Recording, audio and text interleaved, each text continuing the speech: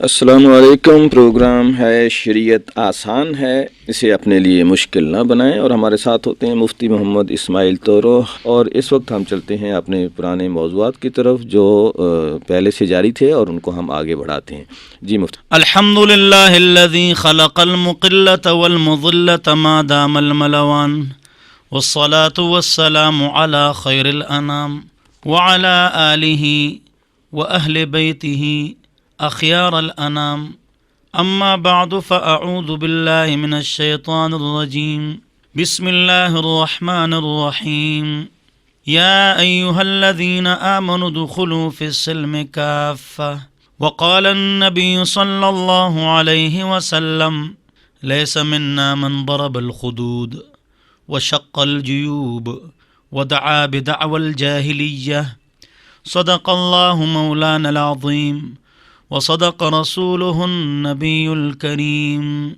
درود شریف پڑھنا ہے۔ اللہم صلی علی سیدنا مولانا محمد وعلی آل سیدنا محمد وبارک وسلم۔ میرے محترم اور مکرم بزرگوں، دوستوں اور ساتھیوں، اور میری قابل احترام ماؤں اور بہنوں، آپ حضرات کے سامنے جمعہ اور پیر کو قرآن، منگل کو شریعت آسان ہے کے موضوع پر بات ہوتی ہے، اور مختلف موضوعات ہم بیان کر چکے ہیں۔ بچوں کی تربیت اور آداب، اخلاق، طہارت، نماز، روزہ، حج، زکوٰۃ، اسی طرح استخارہ کا سنت طریقہ، خواب کی تعبیر، کون سا خواب سچا ہوتا ہے، تفصیل سے اس موضوع پر ہم نے بات کی ہے، اور میسیجز کے آداب، موبائل کے آداب، اس حوالے سے بھی آپ حضرات کے سامنے بات چیت ہو چکی ہے۔ پھر ہم نے ایک سلسلہ شروع کیا کہ طہارت سے لے کر میراث تک جتنے مسائل ہیں قرآن و حدیث کے حوالے سے، تو وہ ہم نے شروع کیے ہیں، اور سٹیپ بائی سٹیپ ایک ایک چیپٹر اور موضوع کو لے کر ہم چلتے ہیں۔ تو ہمارا جو سبق چل رہا تھا وہ نکاح کے مسائل، باقی تو ہم نے بیان کر دیے۔ نکاح کے حوالے سے نکاح کا معنی، کب نکاح منعقد ہوتا ہے، اور نکاح میں دو گواہ اور فارم کس طرح فل کریں گے، تفویض، عورت کو طلاق کا حق دینا، اس پر تفصیل سے آپ حضرات کے سامنے گفتگو ہو چکی ہے۔ آج جو ہمارے موضوعات ہیں جس پر ہم گفتگو کریں گے، وہ موضوعات پہلے بیان کرتا ہوں۔ بیوی کا خرچہ، نفقہ، بچے کو دودھ پلانا، اور طلاق کے مسائل، 3 طلاقیں، عدت کے مسائل، طلاق کو معلق کرنا، خلا کے مسائل، ظہار، پرورش، اس کے مسائل آپ حضرات کے سامنے بیان ہوں گے۔ طلاق کا سنت طریقہ، نشہ غصہ میں طلاق، اس حوالے سے بات چیت ہوگی انشاءاللہ۔ تو طلاق کے حوالے سے آج تفصیل سے گفتگو ہوگی۔ نکاح کے مسائل چل رہے تھے، تو آج طلاق کے موضوع پر تفصیل سے بات کریں گے۔ آج جو ہمارا مسئلہ ہے وہ ہے نفقہ۔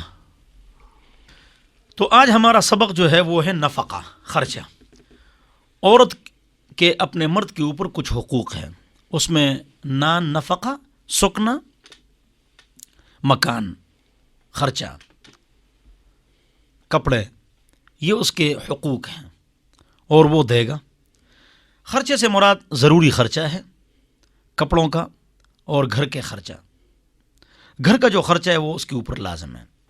کپڑوں کا خرچہ، بچوں کا خرچہ وہ تو الگ ہے، وہ بھی ہے، اور اس کو الگ سہولت والا مکان دینا، الگ جگہ دینا، یہ مرد کے اوپر لازم ہے اور ضروری ہے۔ الگ سے مراد یہ نہیں ہو کہ وہ الگ اس کے لیے گھر لے لے جو بالکل الگ تھلگ ہو۔ اب موجودہ زمانے میں اگر کسی کے پاس یہ طاقت ہو تو وہ تو لے لے، لیکن اگر طاقت نہ ہو، وہ والدین کے پاس رہتا ہو اور وہ ان کو الگ مہیا کر لے، کھانا پینے کا سامان، کھانے پینے کا سامان اور باورچی خانہ الگ کر کے دے دو، تو یہ ٹھیک ہے اور درست ہے۔ قرآن میں ہر جگہ پر جہاں پر حقوق کی بات آتی ہے تو بالمعروف کے الفاظ بہت زیادہ آتے ہیں. بالمعروف بالمعروف بالمعروف یہ بہت زیادہ ہے. عرف جس پر عرف چلا آ رہا ہو تو عرف اس پر چلا آ رہا ہے. سب جانتے ہیں کہ خاوند کے جو والدین ہوتے ہیں تمام عورتیں ہمارے عرف میں ان کی خدمت تمام عورتیں کرتی ہیں. لہذا عورتوں کو چاہیے کہ خاوند کے جو والدین ہیں ان کو یہ اپنے والدین سمجھیں. جس طرح والدین کبھی کبھی غصہ کرتے ہیں تو ان کا غصہ بھی وہ برداشت کرے اور ان کی خدمت کرے, اور یہ احسان ہے. مرد زبردستی تو نہیں لے سکتا ہے یہ خدمت, لیکن وہ یہ کرے اور یہ احسان کر لے اور اللہ تعالیٰ اس کو بڑا اجر عطا فرمائے گا. یہ بات اس وقت ہم کو سمجھ میں آئے گی. نوجوان لڑکی کہتی ہے کہ میرے اوپر خاوند کے والدین کی خدمت لازم نہیں ہے شرعاً. ایک تو یہ مصیبت ہے کہ شریعت کو ہم اپنے لیے استعمال کرتے ہیں. پردہ نہ کرے ادھر شریعت نظر نہیں آتی, دن رات ڈھول ڈمک کے سنیں ادھر شریعت نظر نہیں آتی, صبح دیر سے اٹھیں شریعت نظر نہیں آتی. ہاں والدین کی خدمت, خاوند کے والدین کی خدمت ہمارے اوپر لازم نہیں ہے, شریعت ہے. تو شریعت کو آڑ بھی نہیں بنانا چاہیے, یہ بات غلط ہے. ساری باتوں میں شریعت نہیں ہے اور اس بات میں شریعت. تو بالمعروف کے لفظ کو یاد رکھیں کہ عرف یہی ہے کہ عورتیں خدمت کرتی ہیں شوہر کے والدین کی, اور یہ ان پر زبردستی ڈنڈے کی زور پر نہیں ہے بلکہ یہ ان کا احسان ہے. اگر کوئی نوجوان لڑکی عالمہ یا حافظہ یا عام پڑھی لکھی عورت اگر وہ کہے کہ میرے اوپر یہ لازم نہیں ہے, وہ یہ سوچے کہ کل اس کا بیٹا بھی شادی کرے گا, تو اور آپ بوڑھے ہوں گے دونوں, اور وہ شادی کر کے آپ سے جدا ہو جائے تو آپ کو کتنی تکلیف ہوگی. تو اس کا خیال نہیں رکھتے ہیں, بس موجودہ جو حالت ہے اس کا خیال رکھتے ہیں. تو بالمعروف کی قید کو آپ ذہن میں رکھیں اور بہت اچھے طریقے سے آپ زندگی گزاریں اور برداشت کے ساتھ زندگی گزاریں. میں نے آپ کو بتایا تھا اگر عورت میں 4 صفات ہوں تو ہمیشہ وہ گھر سکون والا رہے گا. ایک, وہ تقوی اختیار کرے, اللہ سے ڈرے, اس میں دین ہو. دوسری بات, خوب خدمت کرے. تیسری بات, خاموشی اختیار کرے, جواب نہ دے. اور چوتھی بات, اپنے گھر کی باتیں اپنے والدین کو جا کے نہ بتائے. جو خاتون, جو لڑکی, جو بچی خاوند کے گھر کی باتیں اپنے گھر میں جا کر بتاتی ہیں, اس سے بڑے نقصانات ہوتے ہیں اور گھر اجڑ جاتے ہیں. اور اگر کوئی لڑکی شادی شدہ کوئی بات اپنے خاوند کی گھر کی والدین کو بتائے تو والدین کو چاہیے کہ ان کو خاموش کرائے کہ چپ ہو جاؤ بیٹی, وہاں وقت گزارو, ان کی خدمت کرو, تو گھر بس جائے گا. اور اگر والدین نے شے دے دی کہ اچھا یہ کیوں اس طرح فون کر لیا, گھر برباد ہو گیا. اس سے نقصانات ہوتے ہیں. تو برداشت اور صبر اور اخلاق اور خدمت اور خاموشی اور تقوی, اس سے گھر بستے ہیں. اللہ ہم سب کو سمجھ عطا فرمائے. آمین. اگلی بات جو ہے وہ ہے دودھ پلانا. والوالدات یرضعن اولادهن حولین کاملین لمن اراد ان یتم الرضاعہ. قرآن میں پاک رب کا ارشاد ہے کہ عورتیں اپنے بچوں کو دودھ پلائے 2 سال. وحملہ وفصالہ 30 شہرا. یہاں 2.5 سال کا تذکرہ ہے, 2 سال پر فتویٰ ہے, اور دودھ پلائے. بعض عورتیں دودھ نہیں پلاتی ہیں کہ ہماری صحت کا نقصان ہوگا, فٹنس کا نقصان ہوگا, اس سے کینسر کا خطرہ ہوتا ہے. 1 2 اور اس سے بچوں کا حق مارا جاتا ہے. ایک عورت کمزور ہے, بیمار ہے, ڈاکٹر کا ہے, پھر ٹھیک ہے, بغیر کسی وجہ کے ماں اپنے بچے کو دودھ نہ دے, اس سے بڑا نقصان ہوتا ہے. بہت سارے پاؤڈر اور ٹانک کی چیزیں بچے کو کھلا دی جائے, پلا دی جائے, اس کی صحت اچھی نہیں بن سکتی جب تک ماں کا دودھ نہ ہو. تو اس کا خیال رکھا جائے. آگے جو ہے طلاق کا مسئلہ, اس کو غور سے سنیں, اور یہ ہمارا آج کا اہم موضوع ہے, بلکہ درس کا آج خلاصہ ہی یہی ہے, مکھن اور نچوڑ ہی یہی ہے. بات یہاں سے شروع کریں گے کہ جب بیوی سے اختلاف ہو جائے تو ہم کیا کریں گے. بیوی سے لڑائی ہو جائے, ہوتی ہے, جھگڑا ہو جاتا ہے, ہاں اختلافات آ جاتے ہیں, تو ہم کیا کریں گے.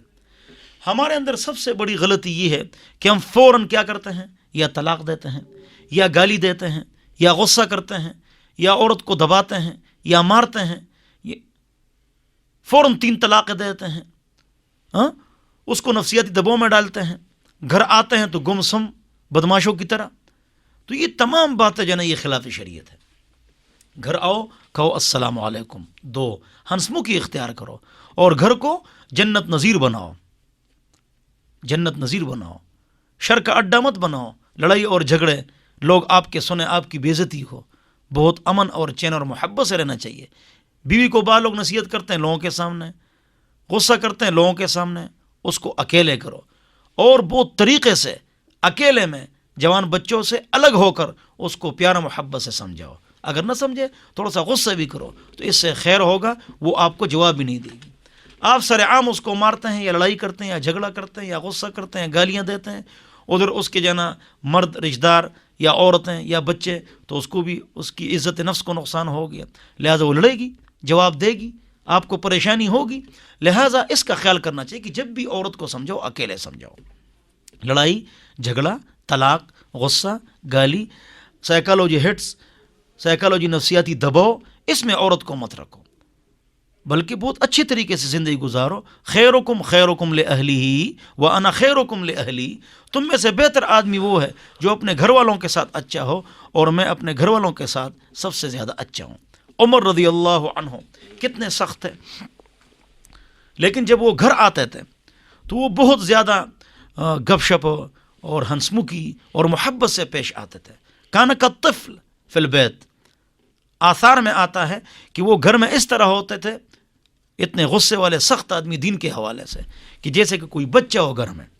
بعض اوقات میں گھر میں آتا ہوں تو گھر میں مہمان خواتین بھی ہوتی ہیں، تو مجھے پتہ نہیں ہوتا ہے کہ وہ بیٹھی ہوئی ہیں، تو آنے کا انداز اور سلام کا انداز اور گپ شپ کا انداز مجھے پتہ نہیں ہوتا ہے کہ اندر خواتین بیٹھی ہوئی ہیں۔ تو پھر وہ خواتین کہتی ہیں کہ منہ صاحب تو بہت سخت تقریر کرتے ہیں، لیکن وہ کس انداز سے آتے ہیں اور کس طرح سلام کرتے ہیں، کس طرح گپ شپ لگاتے ہیں۔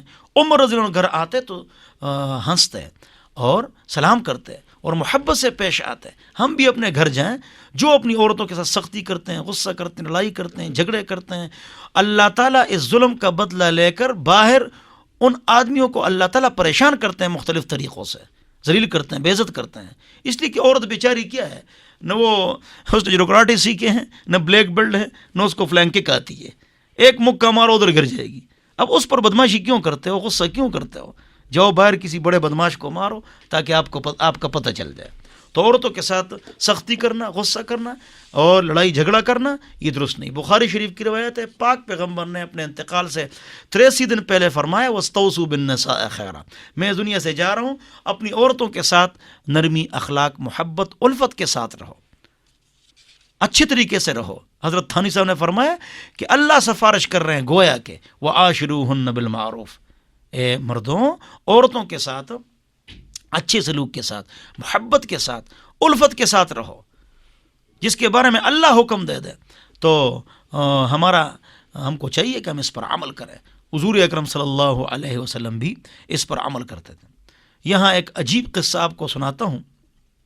ایک مرتبہ حضور اکرم صلی اللہ علیہ وسلم تقاضۂ حاجت کے لیے باہر تشریف لے گئے، بیوی کے ساتھ پیار و محبت اور تعلق۔ جب تقاضے کے لیے باہر تشریف لے گئے تو ان کی بیوی جاگ گئی، حضور اکرم صلی اللہ علیہ وسلم کی بیوی جاگ گئی۔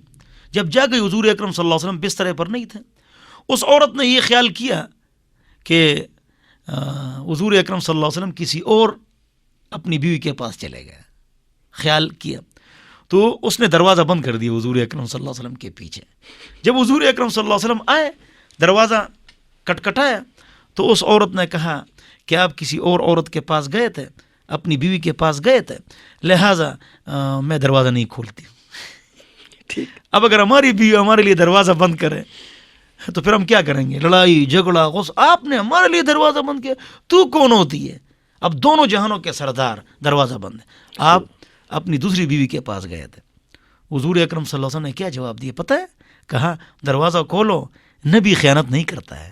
سبحان اللہ۔ ہاں دیکھو ہمارے پیارے پیغمبر محمد مصطفیٰ صلی اللہ علیہ وسلم اپنی عورتوں کے ساتھ کتنے نرم تھے اور پیار کرتے تھے، اور آج ہماری عورتیں ہم سے تنگ ہیں۔ ہاں، خودکشیاں کرتی ہیں عورتیں، اخباروں میں آتا ہے، اور ڈپریشن کا شکار ہوتی ہیں۔ ایسے مرد ظالم ہیں اور آخرت میں زبردست مار کھائیں گے۔ یہ حضور اکرم صلی اللہ علیہ وسلم نے اپنے انتقال سے پہلے کیا فرمایا؟ عورتوں کے ساتھ اچھے سلوک کے ساتھ رہو، سلام کرو، محبت سے پیش آؤ۔ جو سختی کرے گا اور لڑائی جھگڑا کرے گا وہ باہر اللہ تعالیٰ اس آدمی کو پریشان کرے گا، اس لیے کہ ظلم کا بدلہ اللہ دنیا میں لیتا ہے۔ لیکن عورت کو اتنی آزادی دینا کہ وہ جس وقت بھی باہر نکل جائے، جس مرد کے ساتھ بھی بات چیت کرے، نامحرم درزیوں کو ناپ دے، اور نامحرم مرد اس کو چوڑیاں پہنائے یا اس کے ناک کان میں سوراخ کر لیں، تو جواب یہ کہ ایسی کھلی چھٹی اور رضائی دینا، ایسے مرد بھی بے حیا ہیں اور بے غیرت ہیں، اسی کو بے غیرتی کہتے ہیں۔ اللہ ہم سب کو بے غیرتی سے اور بے حیائی سے محفوظ فرمائے۔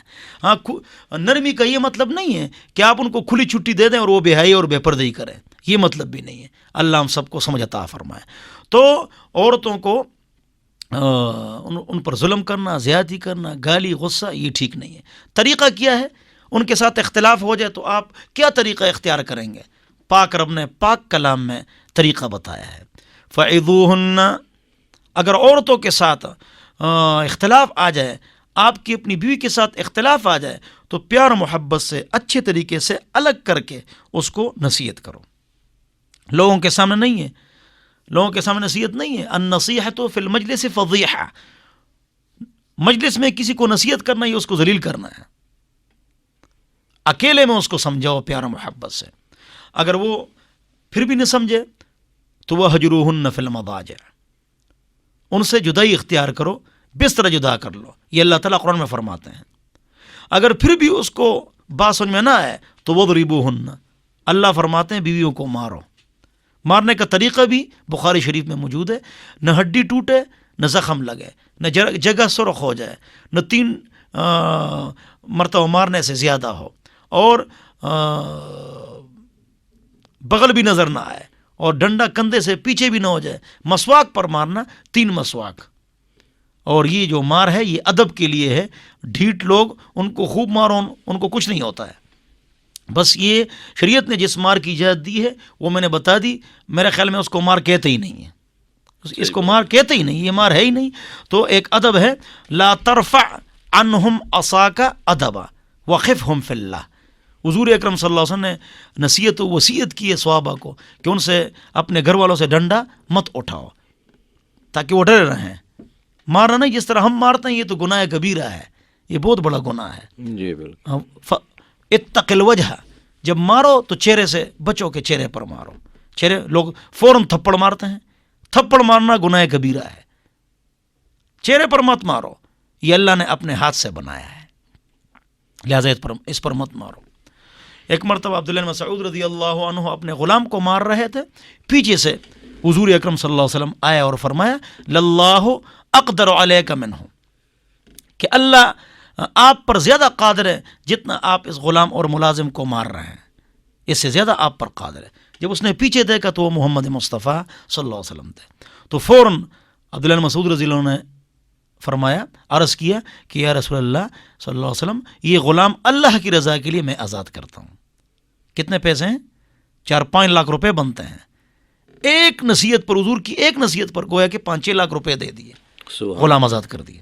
تو پٹائی جو لوگ کرتے ہیں وہ حرام اور ناجائز ہے۔ نمبر 1 نصیحت کرو، 2 بیوی سے اختلاف ہو جائے تو ان سے بستر جدا کرو، 3 ان کو مارو۔ پھر بھی اگر بات نہ بنے تو فَبَعَثُوا حَكَمًا مِّنْ أَهْلِهِ وَحَكَمًا مِّنْ أَهْلِهَا، ایک مرد کی طرف سے ایک عورت کی طرف سے جرگے والا بیٹھ جائے اور ان کی درمیان میں، ان کی آپس میں صلح کرائے۔ پاک رب فرماتے ہیں وَالصُّلْحُ خیر، صلح بہتر ہے، ہر کام میں صلح بہتر ہے، شر فساد بہتر نہیں ہے۔ پھر بھی اگر بات نہ بنے تو طلاق کا مسئلہ یہ پھر کہیں 5ویں بار ہے، نصیحت ہے، بستر جدا کرنا ہے، معمولی پٹائی ہے، نہیں تو 2 افراد کا بیٹھنا ہے، پھر بعد میں کہیں طلاق کا فیصلہ ہے، اور وہ بھی 1 طلاق دینی ہے۔ کتنی طلاقیں دینی ہے؟ 1 طلاق۔ لوگ فوراً 3 طلاقیں دے دیتے ہیں۔ ایک آدمی میرے پاس آیا کہ مفتی صاحب میں نے اپنی بیوی کو 100 طلاقیں دی، ایک آیا کہ میں نے سینکڑوں طلاقیں دی۔ اور یہ واقعہ ابن عباس اور عبداللہ بن مسعود رضی اللہ عنہما، ان کے پاس بھی ایسا مسئلہ آیا تھا۔ ایک آدمی آیا ان کے پاس، انی طلقت امراتی 100 تطلیقۃ، میں نے اپنی بیوی کو 100 طلاقیں دی۔ دوسرا آدمی آیا، اس نے کہا میں نے اپنی بیوی کو 100 تطلیقۃ، میں نے اپنی بیوی کو 200 طلاقیں دی ہیں۔ تو بعض لوگ اس طرح فوراً، یہ درست نہیں ہے، بلکہ طلاق اگر آدمی دے تو نہ دے، پہلے وہ 4 کام کرے، 4 طریقے استعمال کرے، بعد میں 1 طلاق دے۔ پاک رب کا سورہ بقرہ 2 پارہ آیت نمبر 229 میں ارشاد ہے الطلاق مرتان فامساکم بمعروف او تسریح باحسان، کہ طلاق 2 بار ہیں، کہ 2 بار اگر طلاق دے دو تو اس میں رجوع کی گنجائش ہے۔ ایک طلاق آپ نے دے دی، طہر میں طلاق دینی چاہیے، حیض میں طلاق نہیں دینی چاہیے، ماہواری میں طلاق ممنوع ہے۔ ابن عمر رضی اللہ عنہما نے دے دی، بخاری شریف، حضور اکرم صلی اللہ علیہ وسلم نے فرمایا رجوع کر لو۔ تو طہر میں طلاق دینی چاہیے اور ایک طلاق دینی چاہیے، 3 نہیں، 1، ہر مہینے کے بعد ایک طلاق اگر وہ دینا چاہیے، یہ سنت طریقہ ہے، یہ طریقہ ہے۔ تو اللہ تعالیٰ فرماتے ہیں کہ 2 طلاقیں ہیں، فامساکم بمعروف، اچھے طریقے سے رکھو، او تسریح باحسان، یہ اچھے طریقے سے چھوڑ دو۔ چھوڑنے کا طریقہ یا تینوں طلاق ہے، 1 مہینے کے بعد دو، یا ایک طلاق کے بعد اگر عدت گزر جائے، عدت گزرتے ہی عورت دوسری شادی کر سکتی ہے، اور عدت کے اندر اندر آدمی رجوع کر سکتا ہے۔ آگے آیت نمبر 230 سورہ بقرہ 2 پارہ، فَإِن طَلَّقَهَا فَلَا تَحِلُّ لَهُ مِن بَعْدُ حَتَّى تَنكِحَ زَوْجًا غَيْرَهُ، اگر آدمی اپنی بیوی کو تیسری طلاق دے دے، اب اس خاوند پر وہ حرام ہو گئی یہاں تک کہ وہ کسی اور کے ساتھ نکاح نہ کر لے اور وہ ملاپ کر لے، اور پھر وہ پہلے خاوند کے پاس آیا تو جائز ہے۔ یہ اللہ تعالیٰ قرآن میں فرماتے ہیں فَإِن طَلَّقَهَا فَلَا تَحِلُّ لَهُ مِن بَعْدُ حَتَّى تَنكِحَ زَوْجًا غَيْرَهُ، لیکن یہاں پر جو لوگ حلالہ کرتے ہیں وہ بے غیرتی، بے حیائی ہے۔ نبی علیہ السلام نے فرمایا حلالہ کرنے والا سانڈ ہے، اور نبی علیہ السلام نے فرمایا، ابو داؤد شریف کی روایت ہے، لعن رسول اللہ صلی اللہ علیہ وسلم علی المحلل والمحلل له، حلالہ کرنے والا اور کروانے والا دونوں پر لعنت ہے۔ لوگ اس کو ثواب کا کام سمجھتے ہیں، ہم نیکی کر رہے ہیں، یہ لعنت ہے، گناہ ہے۔ ابو داؤد شریف کی روایت ہے۔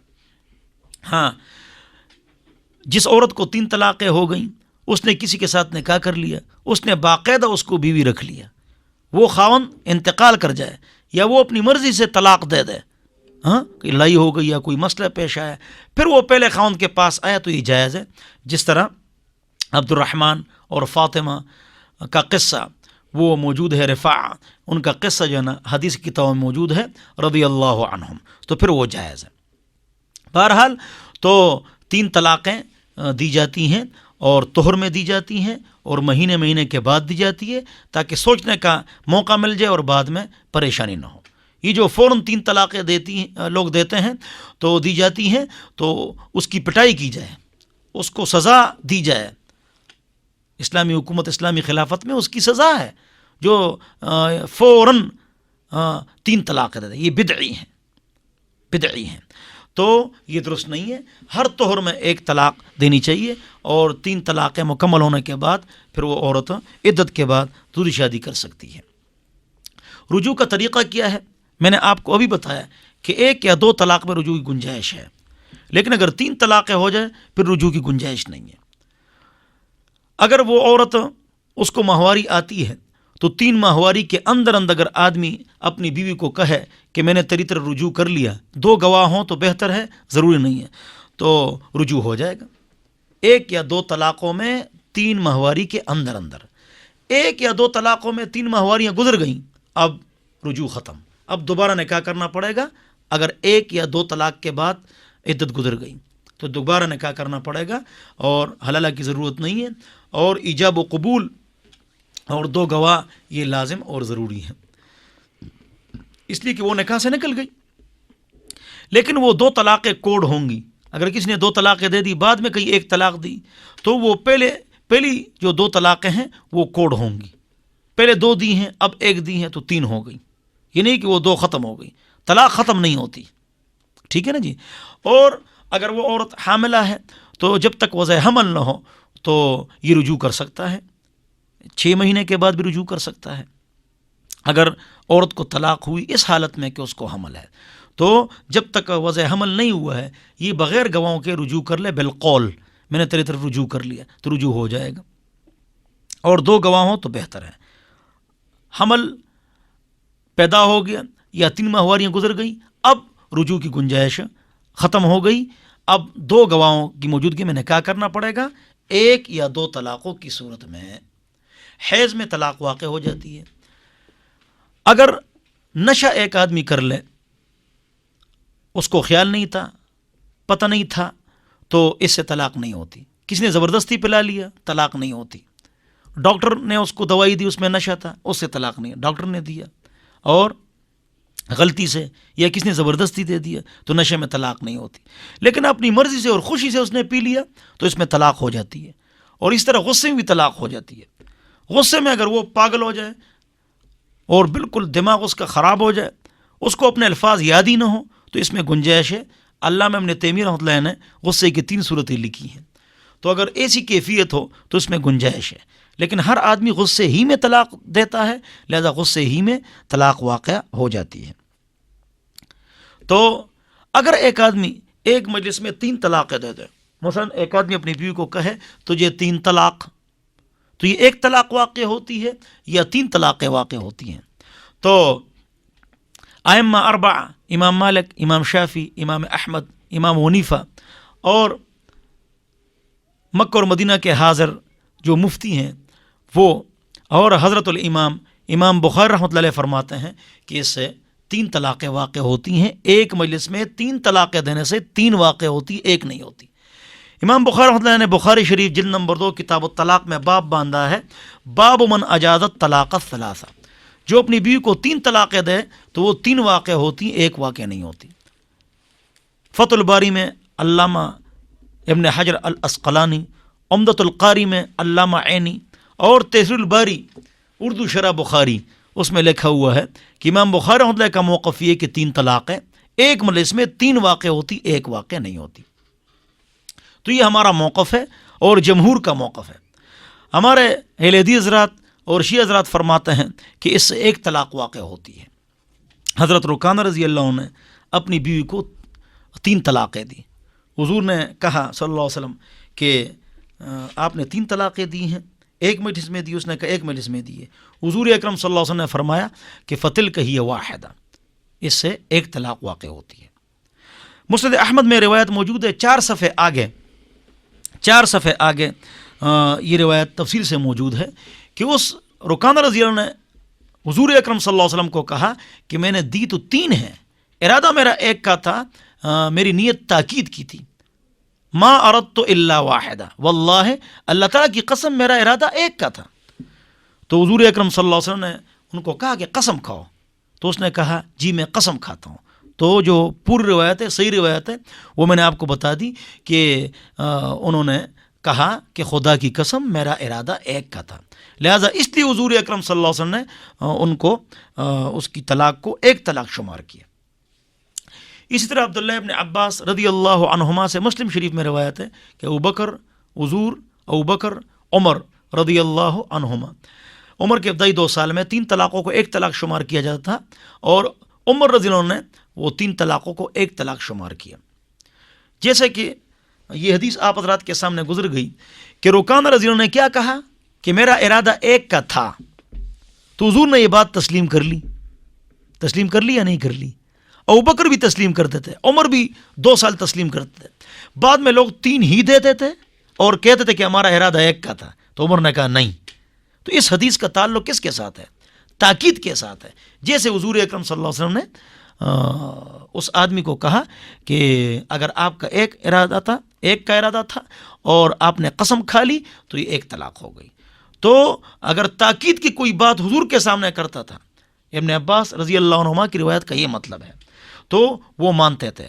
ابوبکر بھی مانتے تھے، عمر بھی مانتے تھے رضی اللہ عنہما 2 سال. بعد میں لوگ 3 دیتے تھے اور 3 کا ارادہ کرتے تھے، اور بعد میں کہتے تھے نہیں ہمارا ارادہ 1 کا تھا. تو عمر نے کہا نہیں یہ 3 ہوں گی. وہ یہ مطلب ہے.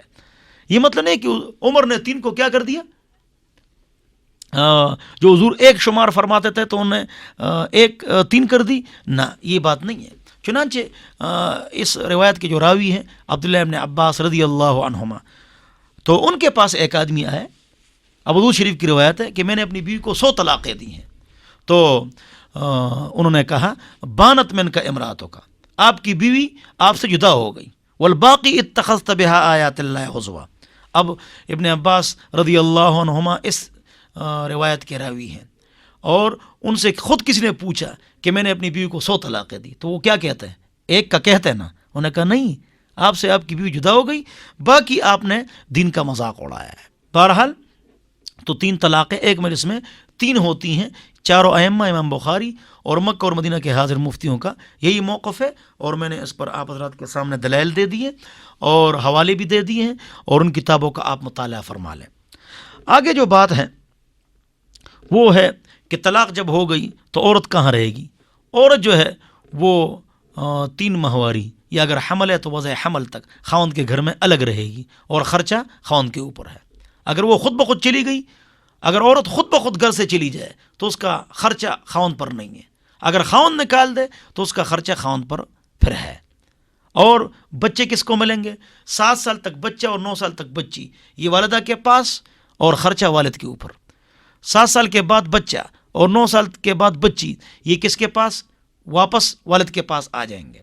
اور بلوغ کے بعد بچوں کی مرضی ہے، والد کے پاس رہیں یا والدہ کے پاس رہیں، دونوں کی اجازت موجود ہے، دونوں باتوں کی اجازت موجود ہے۔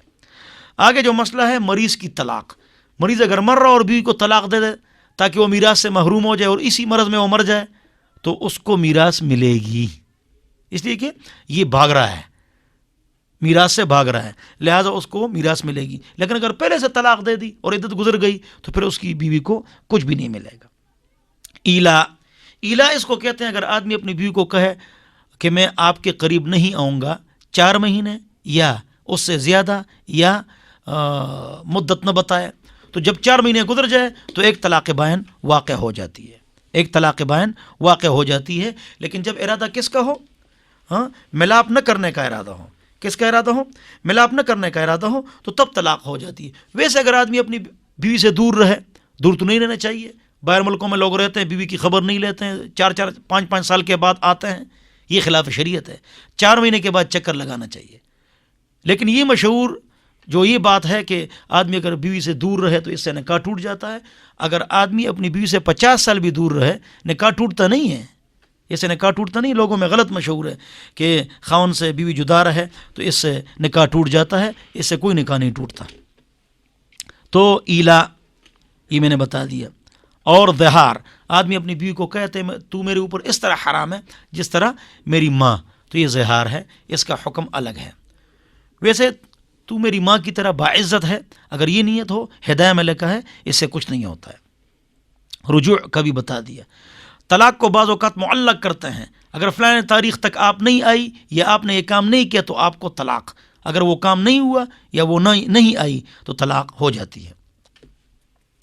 تو تفویض، عورت کو طلاق کا حق دینا، بہت سارے اور بھی مسائل ہیں۔ میرے خیال میں ہمارا ٹائم ختم ہو چکا ہے، اتنی باتیں کافی ہیں۔ اللہ تعالیٰ مجھے اور آپ کو عمل کی توفیق عطا فرمائے۔ وآخر دعوانا الحمدللہ رب العالمین۔ بہت شکریہ مفتی محمد اسماعیل طورو ہمارے ساتھ تھے۔ پروگرام ہوتا ہے ہمارا شریعت آسان ہے، اسے اپنے لیے مشکل نہ بنائیں۔ ہر منگل کو آپ 11 سے 12 بجے لائیو سنتے ہیں، اور اگر آپ چاہیں تو اس میں اپنے سوالات بھی بھیج سکتے ہیں، اور سوالات بھیجنے کے لیے ہمارا نمبر ہے 25468081۔ مفتی صاحب، ایک عبدالقادر صاحب نے راولپنڈی سے پوچھا ہے کہ اہل کتاب جو ہیں وہ کون کون ہیں جن سے شادی ہو سکتی ہے؟ بسم اللہ الرحمن الرحیم۔ عبدالقادر بھائی، اہل کتاب جو ہیں جو کتاب کو مانیں، اور موجودہ دور میں کتاب کو ماننے والے جو آسمانی کتابیں ہیں وہ تورات اور انجیل، اس کے ماننے والے موجود ہیں، تو وہ ان سے مراد ہیں۔ کتاب تو سکھوں کے پاس بھی ہے گرنتھ، اور ہندوؤں کے پاس بھی ہے اپنشت، پران اور وید، اور اس طرح بہت لوگوں کے پاس کتابیں ہیں، لیکن یہ آسمانی کتابیں نہیں ہیں۔ اس سے مراد اہل کتاب سے مراد جو حضور اکرم صلی اللہ علیہ وسلم کے زمانے میں اہل کتاب تھے، یہود و نصارہ، وہ مراد ہے۔ ان سے شادی کرے عام آدمی۔ 2، وہ عورت پاک باز ہو۔ 3، وہ اپنے مذہب پر یقین رکھتی ہو۔ 4، وہ سیکولر نہ ہو، اور شادی کرنے والا عالم دین، قاضی، مفتی یا بڑا سیاسی لیڈر یا سماجی کارکن نہ ہو، تاکہ جاسوسی کا خطرہ نہ ہو۔ انجم صاحب اسلام آباد سے پوچھتے ہیں جی کہ غالباً ان کا مقصد طلاق کے بعد کا کہ بیوی کا علاج کروانا بھی کیا مرد کی ذمہ داری ہے، یا میرے خیال میں ویسے ہی پوچھا ہے، جنرل سوال ہے کہ بیوی کا علاج کروانا بھی کیا مرد کی ذمہ داری ہے؟ جواب یہ ہے کہ پچھلے درس میں ہم نے یہ بات بتائی تھی کہ ڈلیوری کا جو خرچہ ہے وہ تو خاوند کے اوپر ہے، باقی علاج والدین پر ہے، لیکن بالمعروف جو معروف ہے چلا آ رہا ہے وہ یہ ہے کہ خاوند ہی علاج کرتا ہے تو وہ ہی علاج کرے، شرعاً اس پر لازم نہیں ہے۔ جی اچھا جی، انہوں نے دوبارہ پوچھا ہے کہ اور سوال کہ اگر بیوی کو طلاق دینے کے بعد بھی اس کا علاج کروانا بچوں کی تعلیم مرد کی ذمہ داری ہے؟ عدت کے اندر جو ہے نا، میں نے آپ کو بتا دیا کہ عدت کے اندر بیوی کا خرچہ اور بیماری کا خرچہ آپ پر ہے، جو ڈلیوری کا ہو، اگر ڈلیوری کا نہ ہو تو وہ آپ پر نہیں ہے، اور عدت کے بعد بیوی کا خرچہ ختم ہو گیا، لیکن بچوں کا خرچہ 7 سال تک بچہ اور 9 سال تک بچی، اس کا خرچہ تو آپ کے اوپر ہے۔ کون سا خرچہ، کتنا خرچہ، جو گھر میں خرچ ہوتا ہے وہی۔ جی جی بالکل۔ معاذ ہیں راولپنڈی سے، پوچھتے ہیں جی کہ اگر مجبور کیا جائے کسی کو طلاق دینے پر تو کیا طلاق ہو جاتی ہے؟ اس میں تفصیل ہے، اگر طلاق پر کسی کو مجبور کیا جائے، اس پر کلاشن خوف رکھ لیا جائے یا کسی اور طریقے سے اس کو مجبور کیا جائے تو تب جو ہے نا طلاق ہوتی نہیں ہوتی۔ تو اگر وہ یعنی لکھ کر دے دے، منہ سے نہ کہے، لکھ کر دے دے اور منہ سے نہ کہے، اور قتل جو آدمی زبردستی کر رہا ہے اس سے قتل یقینی ہو، یا عضو کو نقصان یقینی ہو، یا شدید مار اس سے یقینی ہو کہ وہ کر لے گا، تو اگر یہ لکھ کے دے دے طلاق نہیں ہوتی، لکھ کے دے دے۔ لیکن اگر منہ سے بول دے تو طلاق ہو جاتی ہے، طلاق مکرہ یہ واقع ہو جاتی ہے، مجبور کی طلاق واقع ہو جاتی ہے۔ مجبور کیا؟ اوکے، مفتی صاحب یہ فرمائیں، ابھی جیسے ذکر ہوا کہ 3 طلاق اکٹھی نہیں دینی چاہیے اور اس پر حد بھی موجود ہے یا اس کی سزا موجود ہے، جی تو جب اس کی سزا موجود ہے تو پھر واقع کیوں ہو جاتی ہیں؟ ہاں، یہ اکثر لوگ یہ کہتے ہیں کہ 3 طلاقیں نہیں دینی چاہیے، 2 اس کی پٹائی کی جائے، تو پھر یہ 3 طلاقیں واقع کیوں ہوتی ہیں؟ دیکھو، تپڑ حرام ہے کسی کو دینا لیکن لگ جاتی ہے، قتل حرام ہے لیکن فلانا قتل ہو جاتا ہے۔ کسی کو 1 طلاق دینا، اپنی بیوی کو ایک آدمی بغیر کسی وجہ کے، وہ نیک اور یہ شرابی، اور طلاق دے دے صحیح حالت میں، طلاق دے دے تو طلاق واقع ہو جاتی ہے، اگرچہ یہ غلط ہے لیکن واقع ہو جاتی ہے۔ تو ایک ہے نہیں دینی چاہیے، وہ یہ حکم دینے والے پر لگتا ہے، واقع ہو جاتی ہے، جیسے میں نے آپ کو مثالیں دے دی۔ جی بہت شکریہ جی، آپ پروگرام سن رہے تھے شریعت آسان ہے، اسے اپنے لیے مشکل نہ بنائیں۔ مفتی محمد اسماعیل تورو ہمارے ساتھ شریک ہوتے ہیں، جو آپ کے سوالوں کے جواب بھی دیتے ہیں اور شریعت کے مختلف مسائل پہ بات بھی کرتے ہیں۔ اجازت دیجیے، پھر آئندہ منگل کو دوبارہ حاضر ہوں گے۔ بہت شکریہ۔